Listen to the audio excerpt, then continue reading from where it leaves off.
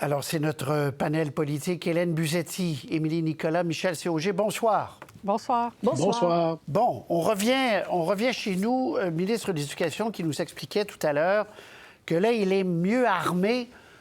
En fait, puis on le comprend, c'est objectivement vrai. Il n'y avait pas de chiffres, là, il y en a. Tableau de bord sur le nombre d'élèves, le manque de profs, etc. Tour de table, ce tableau de bord, on ne peut pas être contre la vertu, là, Hélène. Là. C'est une bonne chose en soi d'avoir des données. Non, effectivement, on ne peut pas être contre la vertu. Écoutez, c'est arrivé quand même à quelques reprises où le ministre se retrouvait désemparé, n'avait pas les données. On l'a vu souvent dans des reportages journalistiques aussi où il fallait faire des demandes d'accès à l'information à chacun des 72 centres de services scolaires, je crois, pour obtenir un portrait global d'une situation. Alors, c'est très intéressant. À mon avis, ce n'est que le début d'une tentative de mettre un peu au pas les services scolaires. Moi, j'inscris ça dans une tendance plus lourde quand le gouvernement a aboli les élections scolaires. Tout ça participe d'un même objectif, c'est-à-dire de rapatrier la gouvernance scolaire sous le gouvernement provincial, de ne plus laisser ça comme une entité un peu séparée du gouvernement québécois. Alors, c'est à mon avis, une autre étape dans ce long cheminement-là et ce tableau-là probablement sera bonifié d'autres données qu'on voudra y ajouter. Émilie, en soi, puis après ça, je vais vous demander sur votre vision sur le palmarès des écoles, mais d'abord, d'avoir des informations accessibles au public comme ça. C'est une bonne chose si on fait attention. Je souriais quand j'écoutais Hélène parler de l'abolition des commissions scolaires parce que c'est exactement la même lecture que j'ai de la situation. On va vers une gestion du système d'éducation de plus en plus centralisée. Ce qui me faisait sourire, par contre, c'est qu'on a fait exactement la même chose avec le système de santé et puis qu'on est en train d'essayer de faire un peu marche arrière au niveau de la santé parce que, justement, ça donne des résultats qui sont mitigés en termes de l'autonomie pour s'adapter aux réalités qui sont propres à chaque territoire. Et donc, on semble reproduire en éducation des choses qui n'ont pas donné des résultats géniaux en santé. Je me demande si on a appris de ces erreurs-là, d'autant plus que lorsqu'il est question des données qu'on a, par exemple, sur le système de santé, lorsqu'on est capable de comparer là où il y a le plus de patients en urgence, il n'y a personne qui lit ces données-là qui est tenté de stigmatiser les patients d'une urgence en question parce qu'il y a moins de lits dans cette urgence-là. Par contre, pour les écoles, ça peut être tentant, la manière dont les données sont mises, de stigmatiser les élèves qui ont des taux de diplomation moins élevés dans une commission scolaire, dans un centre de service ou un autre. Et donc, il y a des dangers là-dessus, des choses qu'on sait déjà en termes d'éthique. Les données, c'est très, très important. J'ai une formation en sciences sociales, c'est très important. Mais il y a des questions d'éthique sur la manière dont on publie les données.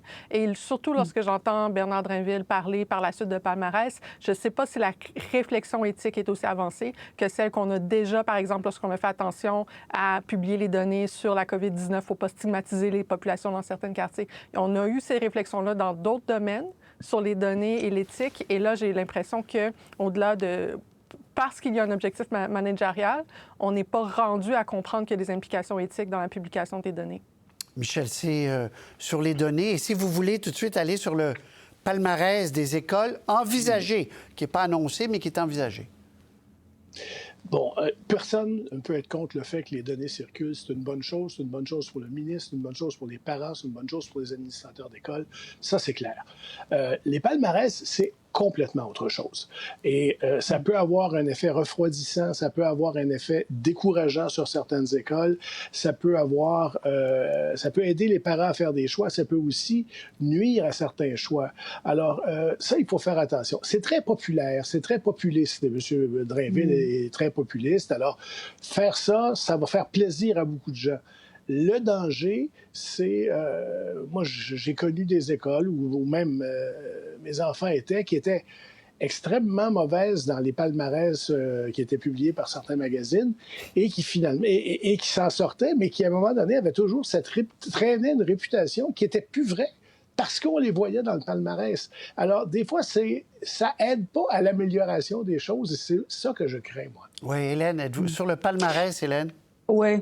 Oui, moi, j'ai les mêmes craintes que mes collègues, que le ministère et le ministre aient en leur possession ces informations-là. C'est une chose. Je pense que c'est absolument nécessaire pour avoir une lecture juste de la situation. Mais est-ce que toutes ces informations valent la peine d'être rendues publiques. C'est là où je trouve que ça participe peut-être d'un réflexe populiste, effectivement. Parce que je ne sais pas si ça va stigmatiser les élèves, comme le dit Émilie, mais ça va certainement stigmatiser des écoles.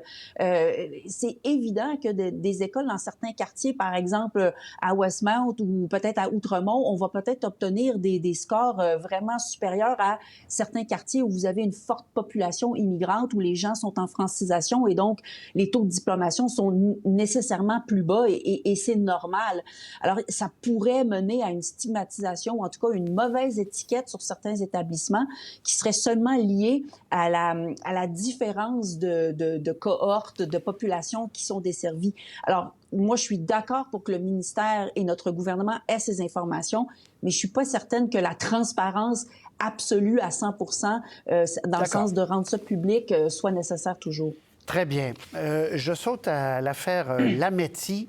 La semaine dernière, bon, on le sait, plaidoyer de culpabilité finalement d'homicide involontaire. Donc, il admet l'avoir tué, en 2 mots. Là, le DPCP a donné des entrevues, entre autres à notre collègue, où on s'interroge vraiment beaucoup sur la décision du ministre Lametti. Pourquoi a-t-il pris cette décision exceptionnelle de redemander un autre procès? Je vous fais entendre M. Lametti, qu'Isabelle Richer recevait ce matin, et le DPCP que vous allez entendre aussi, qui dit on n'a pas encore compris pourquoi il a pris cette décision-là. Le rapport allait dans l'autre sens. On écoute. Je peux vous assurer que pour moi, le processus devrait être juste et égal. Pour moi, ce qui me concerne, c'est d'être neutre dans l'évaluation. Et c'est ce que j'ai fait. J'ai pris mes responsabilités au sérieux. Et j'en ai fait plusieurs. Donc, ce n'est pas anormal. Je me demande, ça a beau être une décision du ministre, ça a beau être une décision discrétionnaire, mais cette discrétion-là, elle ne peut pas être exercée de façon arbitraire. Il faut qu'elle soit fondée sur la preuve, sur une appréciation objective des faits. Alors, oui, on est en droit de se demander si la décision repose uniquement sur une telle appréciation. Pensez-vous que Jacques Delisle peut avoir un traitement de faveur?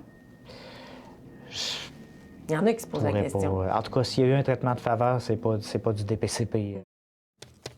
Michel Sauger, je commence avec vous.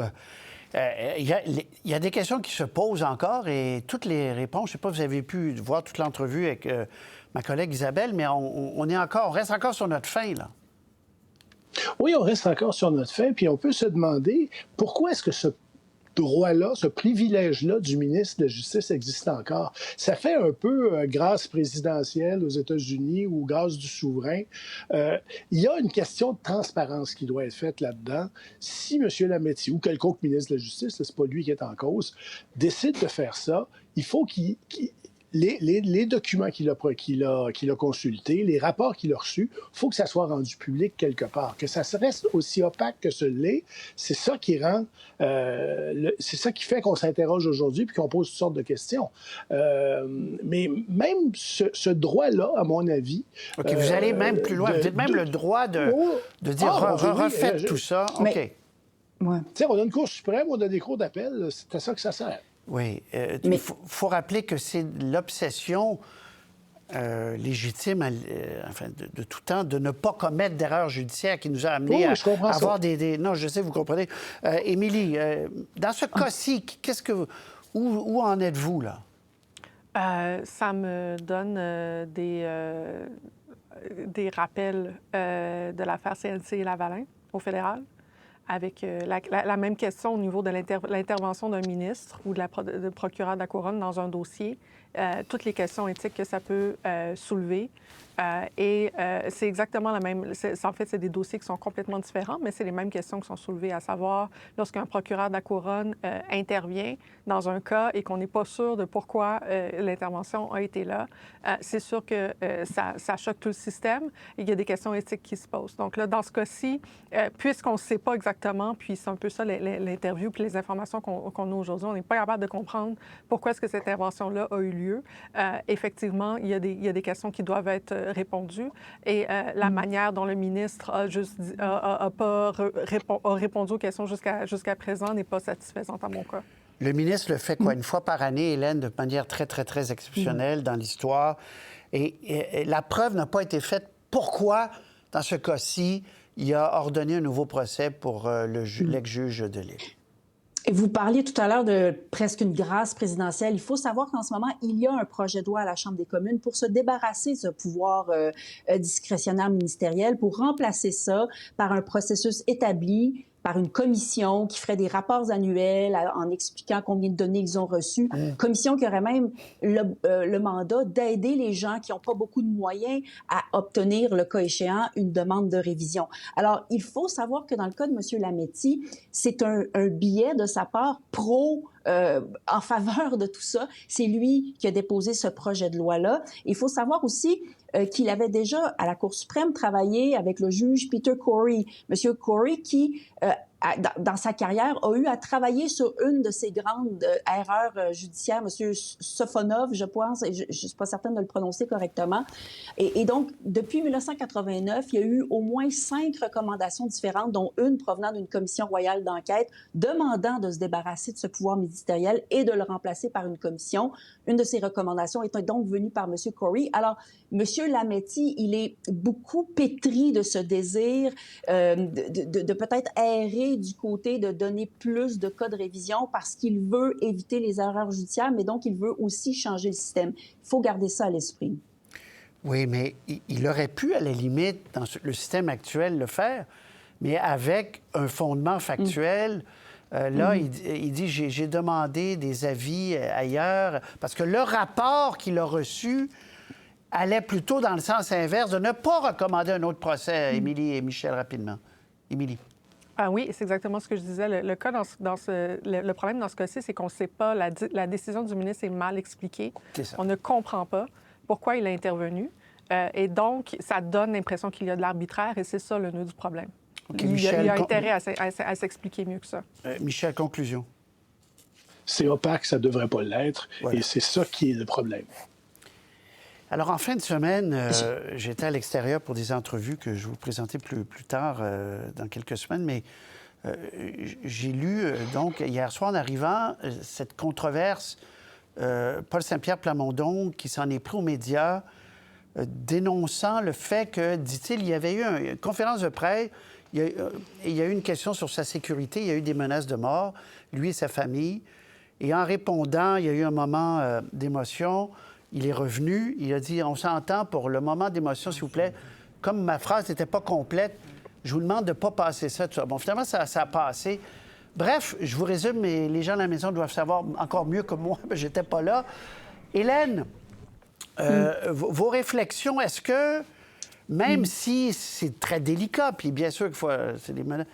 est-ce qu'un chef doit dire comme ça, je suis déçu, vous n'auriez pas dû faire ceci, cela, à la presse? Hélène. Écoutez, j'ai pas d'opinion extrêmement arrêtée sur le sujet. Je suis ouverte à être convaincue du contraire de ce que je m'apprête à dire.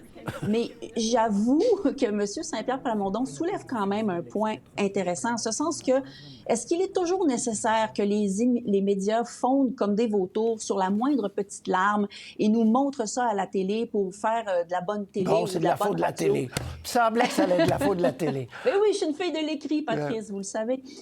Non, mais quand même, on peut quand même légitimement se poser cette question. Est-ce que c'est toujours nécessaire de tout montrer? On est dans une époque qui carbure toujours à l'émotion. Est-ce que parfois, on ne pourrait pas juste faire appel à la capacité d'abstraction et d'imagination du public sans avoir à le montrer? D'accord. Ceci dit, à notre époque, avec les téléphones, les caméras partout, est-ce que vraiment c'est réaliste de penser qu'une fois qu'on a pleuré devant une caméra, que ça ne sortira pas nulle part?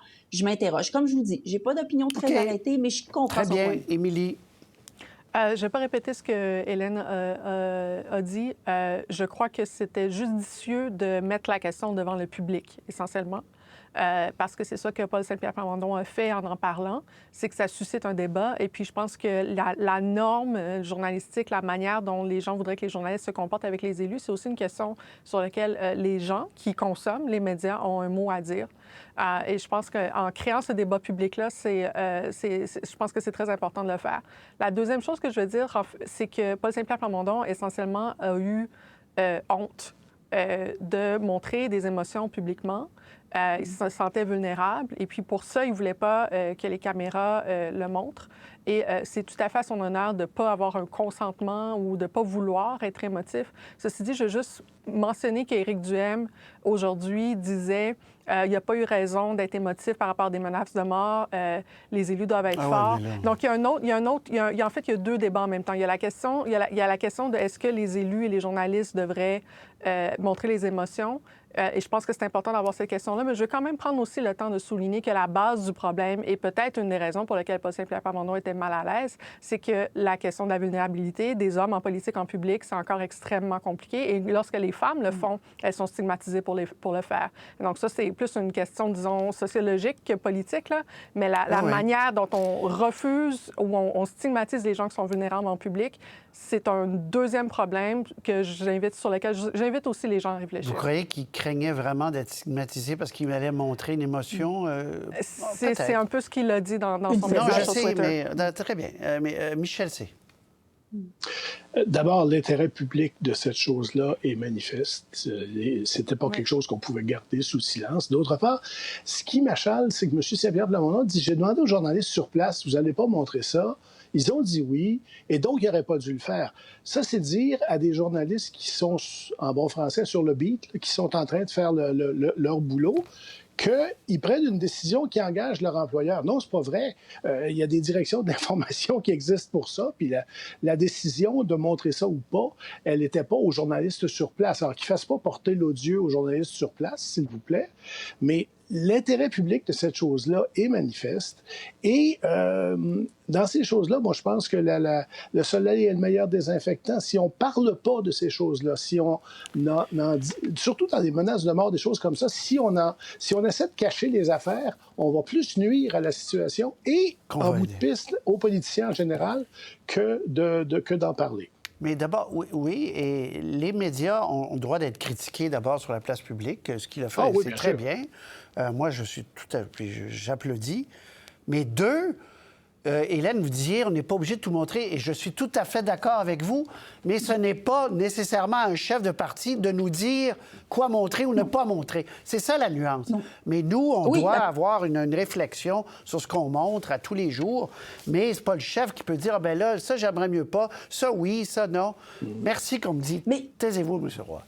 Hélène, Émilie, Michel, on se reparle. À très bientôt. On va vous inviter dans le panel bientôt. Oui, salut.